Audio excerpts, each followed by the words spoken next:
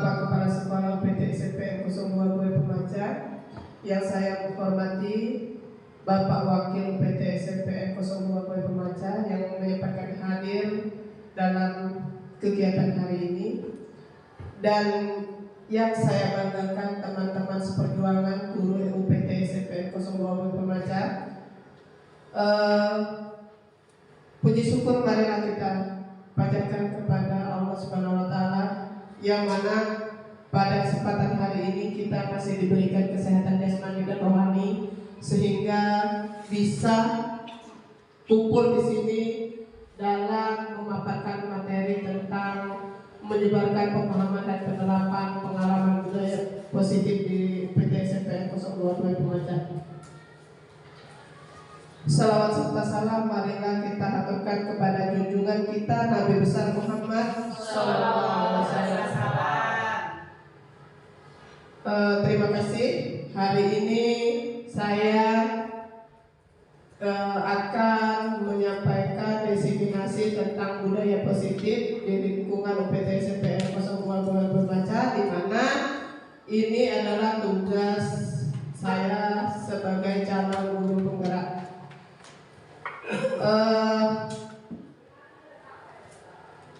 Menyebarkan pemahaman dan penerapan pengalaman budaya positif. Di sini konsep inti budaya positif yaitu pertama, perubahan paradigma belajar, disiplin positif, nilai-nilai kebajikan, kebutuhan dasar manusia, motivasi perilaku manusia, posisi kontrol positif. Pertama, perubahan paradigma belajar, disiplin positif, nilai-nilai kebajikan, kebutuhan dasar manusia, motivasi perilaku manusia, posisi kontrol guru, keyakinan kelas, segitiga restitusi. Di sini akan kita bahas satu persatu ya. Pembelajaran dengan paradigma baru.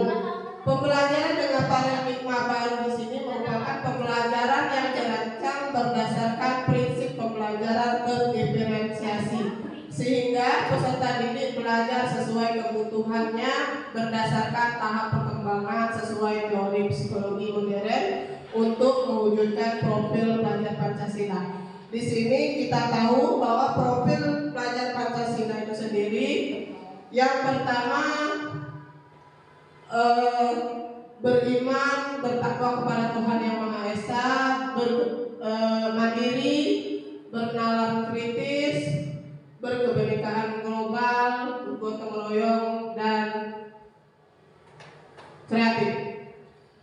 Paradigma stimulus respon ke pendekatan teori kontrol. Stimulus respon realitas kebutuhan kita sama, semua orang melihat hal yang sama. Kita mencoba mengubah orang agar berpandang sama dengan kita. Berperilaku buruk dilihat sebagai suatu kesalahan. Orang lain bisa mengontrol saya bisa mengontrol orang lain. Pemaksaan ada pada saat bujukan gagal, modern berpikir menang atau kalah. Teori kontrolnya, realitas kebutuhan kita sama. Teori kontrolnya itu realitas kebutuhan kita berbeda. Jadi kebutuhan kita itu berbeda-beda antara orang yang satu dengan yang lain. Terus semua orang melihat hal yang sama. Teori kontrolnya, setiap orang memiliki gambaran yang berbeda. Jadi kita itu sebagai manusia itu memiliki gambaran berbeda-beda, tidak bisa disamakan antara orang yang satu dengan yang lain. Yang ketiga, kita mencoba mengubah orang agar berpandangan sama dengan kita. Nah, di sini teori kontrolnya, kita berusaha memahami pandangan orang lain tentang dunia. Jadi, di sini kita tidak bisa mengubah orang agar berpandangan sama dengan kita. Terus selanjutnya, orang lain bisa mengontrol saya. Sedangkan teori kontrolnya di sini hanya Anda yang bisa mengontrol diri Anda sendiri. Maksudnya di sini hanya kita yang bisa mengontrol diri kita sendiri, bukan orang lain. Jadi yang selanjutnya yaitu saya bisa mengontrol orang lain. Nah, teori kontrolnya yaitu Anda tidak bisa mengontrol orang lain. Jadi kita sebagai guru itu tidak bisa mengontrol murid. Jadi hanya mereka sendiri yang mengontrol diri mereka sendiri. Pemaksaan ada pada saat bujukan gagal. Nah, teori kontrolnya yaitu kolaborasi dan konsensus menciptakan pilihan-pilihan baru. Selanjutnya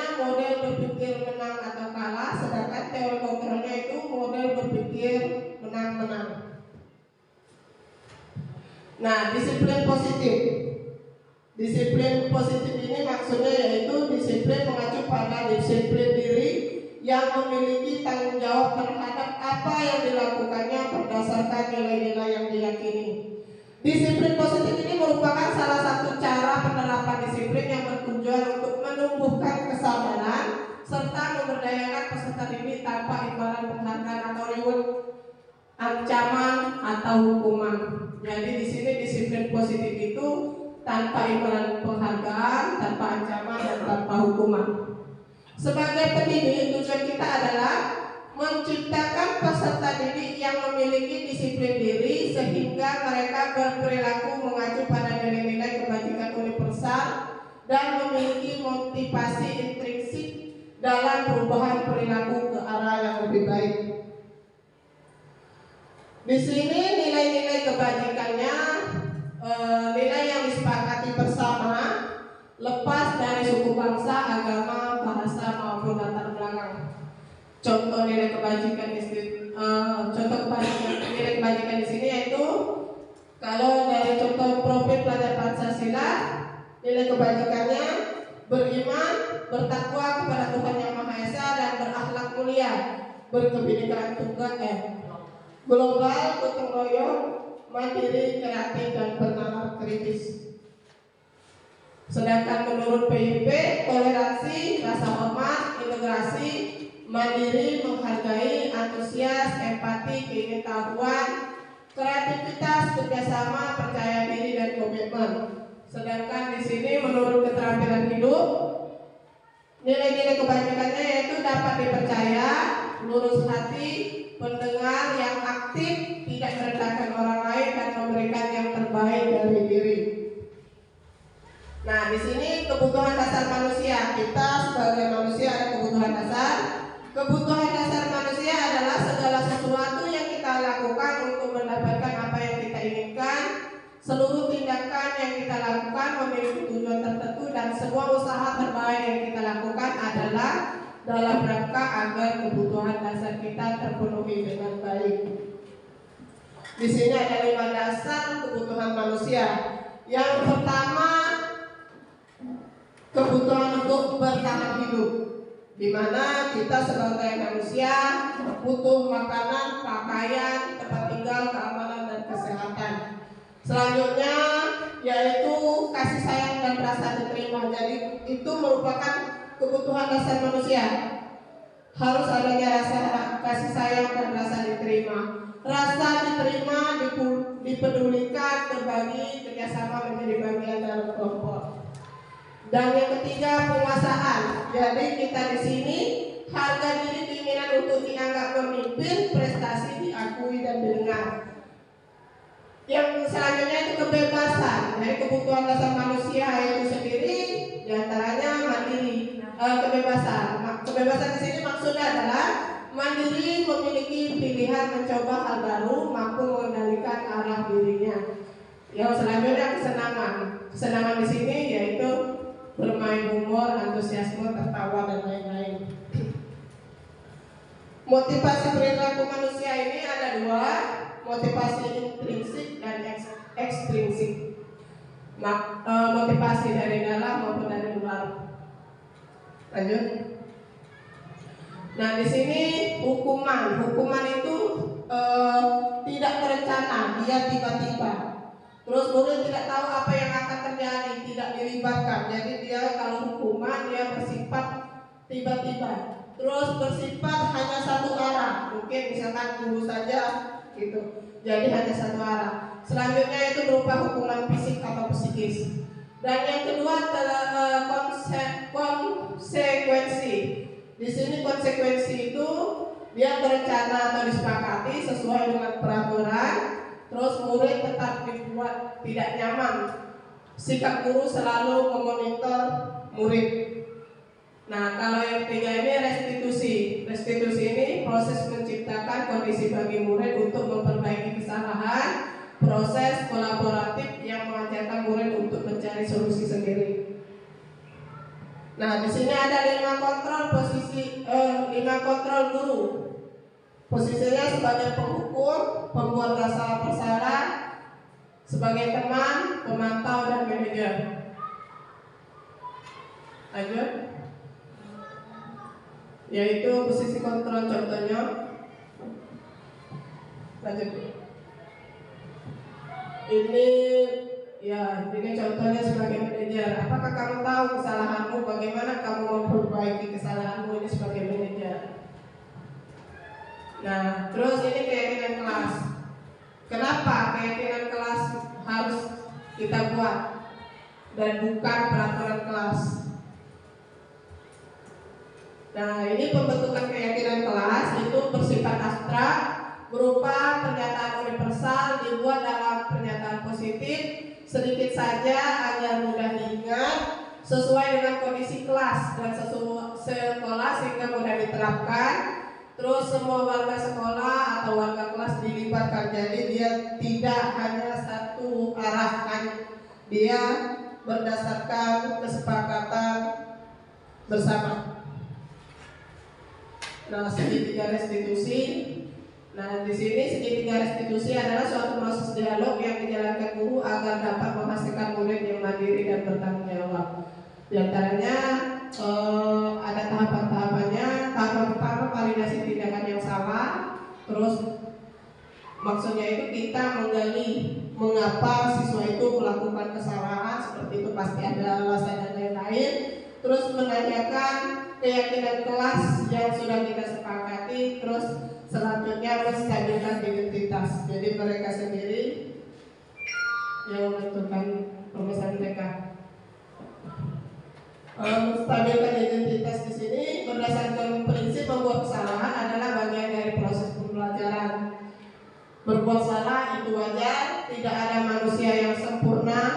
Ibu atau bapak juga pernah melakukan itu. Ibu bapak tidak mau mencari siapa yang salah, tapi ibu bapak ingin mencari solusi. Atau bisa kita pakai juga, kamu berhak merasa begitu. Jadi di sini kita untuk menggali sebuah permasalahan itu, kita tidak langsung mengejudge mereka melakukan kesalahan, tapi menstabilkan identitas mereka terlebih dahulu.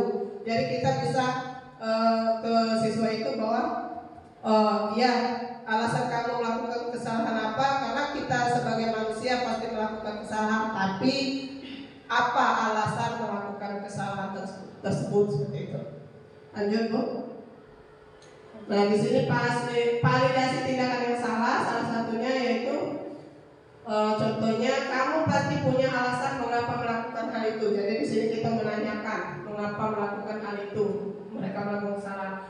Terus lanjut, padahal kamu bisa melakukan yang lebih buruk dari ini ya. Kamu patut bangga karena telah melindungi sesuatu yang penting. Kamu melakukannya karena mempertahankan sesuatu yang penting bagimu. Lanjut, menanyakan keyakinan kelas. Jadi di sini kita menanyakan keyakinan kelas yang sudah kita sepakati, nilai-nilai yang telah kita sepakati bersama, serta gambaran sebuah kelas yang ideal menurut siswa tersebut. Ya, terima kasih. Itu tadi pemaparan materi tentang budaya positif. Jika memang ada yang ingin ditanyakan atau butuh masukan dari teman-teman rekan guru, saya persilakan. Bu Neni, Bu Nani, ya Bu.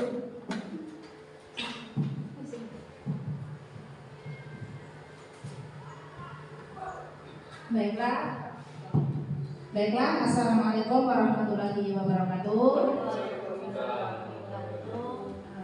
Terima kasih kepada Ibu Elta atas kesempatan yang diberikan kepada saya. Di sini saya ingin memberikan umpan balik kepada Ibu Elta ya. Kalau menurut saya presentasi yang Ibu Elta sampaikan sudah bagus dan sangat jelas. Terus presentasinya juga bagus ya. Di sini diseminasi penyebaran budaya positif itu kalau menurut saya sangat bagus ya Bu ya, untuk disebarkan kepada rekan sejawat, terutama adalah budaya positif. Sebagai pendidik kita juga harus mengetahui posisi kontrol kita sebagai seorang guru, itu yang paling utama. Ternyata menghukum itu efeknya itu tidak baik gitu ya. Di sini tadi juga sudah disampaikan posisi kontrol kita yang bagus itu adalah sebagai seorang manajer. Nah, untuk mencapai seorang manajer itu juga tidak susah Bu ya. Di sini karena kebanyakan kita juga kan posisi kita sebagai guru juga masih sebagai penghukum. Kalau bisa untuk kedepannya posisi kita berusaha untuk menjadi seorang manajer itu Bu ya. Nah terus yang ingin saya sampaikan lagi yaitu tentang tadi menyampaikan tentang keyakinan kelas Bu ya.